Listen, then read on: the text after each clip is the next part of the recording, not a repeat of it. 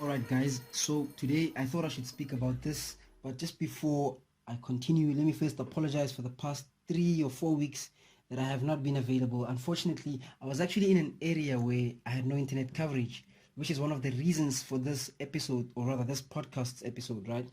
Which is that, well, basically I'll be talking about these 4 points: blockchain, cryptocurrency, internet access, and smartphone usage. All of that in Africa. So what's happening?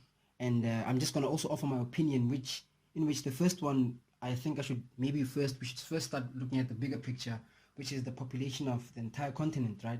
So the population of Africa is 1.3 billion, and of that population, of that 1.3 billion, 522 million, which is basically just over half of the population, has internet access. So obviously the other half is left out, right? Now, my point on this basically is that as much as I see there's so many cryptocurrency projects that are focusing on offering government solutions, or rather blockchain-based solutions to governments, and maybe even some sort of cryptocurrency solutions for people that are maybe underbanked, another point that's important is the provision of internet access, right? And of course, not that we're only expecting this coming from outside investors, but I'm just pointing the fact that as much as we want to introduce these new technologies, we should also bring about infrastructures that they're going to be running on, right? Because internet coverage is quite still small. In fact, close to the majority of African countries still use 2G connection. Only a few countries such as Kenya, South Africa, Ghana, um, what's the other country? Rwanda. They're actually at least using 3G and 4G, right? So there's still a long way to go. So the focus shouldn't just be on being the pioneer or monopolizing the untapped market because you want to be the first person and all of that. I think at the end of the day, as much as people are creating businesses to have profits, but there should be some sort of social impact that's also taken into action, right?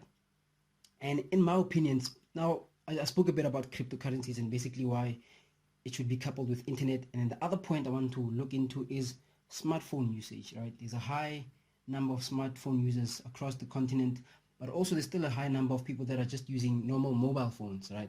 But of course, there are businesses that have actually used that very same technology of mobile phones and actually allowed people, or rather bring about technologies that allow people to send money across borders to their homes in the form of remittance. We all know about M-Pesa, there's Mama Money, there's just quite a lot of them, right? But my opinion about these smartphones and these mobile phones is that it's actually a mobile gateway to unlocking new economies, right? That can and should actually create social impact. I mean, guys, let's be honest, right? Most cryptocurrency projects, not out of disrespect, but most cryptocurrency projects don't actually have real world. They're not solving real world cases. I mean, for example, one of the most popular platforms, CryptoKitties, it's just a platform for people that collecting some weird cats, and certain cats have certain values. I mean, can you imagine how already for countries such as Africa that's so economically behind, it means that already there's much more opportunities that are actually quite necessary that can be solved. I mean, for example, just take for example in the arts and culture sector, right? Maybe we all know that Africa is known for a list of many different tribes, many different languages, and amongst those communities there are people that are still trying to say, for example, preserve their culture or languages. How awesome would it be if there could be some sort of platform that actually offers you some sort of monetary value the more you contribute? Maybe let's say it's a lost or an unknown indigenous language, so we're trying to all build up like a database of meanings of different of words so that we can sort of like create a dictionary or something like that, right? So the more you contribute, the more you get reimbursed. So now that's some sort of social. It's a job that not only helps people, but no, it's a job basically that creates social impact, but is actually quite meaningful, right? There is a necessity for that. So me just looking into what's happening in Africa and all the loopholes in terms of societies, the socioeconomic status, I see a lot of opportunities. I mean, if apps such as CryptoKitties, there's even Decentraland, for example, where you can just build and VR, like a VR, a virtual reality environment. And the more you build it, just basically like Minecraft. So the more you build, the more you're gonna earn points, and those points get converted into cryptocurrencies, and then you earn money. So it's like, in my opinion, it's like money wasted into problems that aren't necessary. It's more of like luxuries, you know. So that's just my point.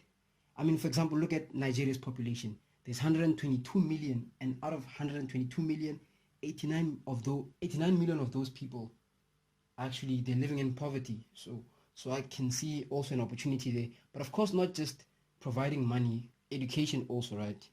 Education also is another important factor, and that's again where the smartphone comes in, or the mobile phone, because we obviously know that we're living in the information age, and because of that, education can also be accessed via your smartphone.